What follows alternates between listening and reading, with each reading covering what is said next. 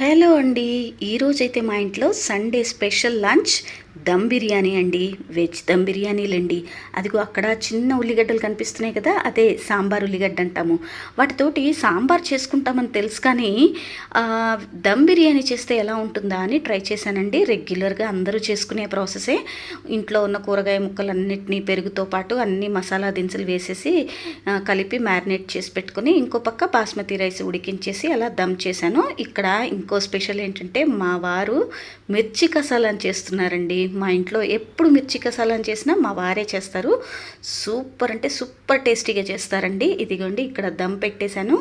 Biryani ready అయిపోయింది, అలాగే మిర్చి కసాలని కూడా రెడీ అయిపోయింది. మరి మీ ఇంట్లో ఈరోజు సండే స్పెషల్గా ఏం చేసుకుంటున్నారో కామెంట్ సెక్షన్లో షేర్ చేయండి. బిర్యానీలోకి ఉల్లిగడ్డలు మాత్రం సూపర్ టేస్టీగా ఉన్నాయి. ఈ ఉల్లిగడ్డల్ని సాంబార్లోకే కాదు బిర్యానీలోకి కూడా వాడొచ్చని నాకు ఇవాళే అర్థమైంది. సబ్స్క్రైబ్.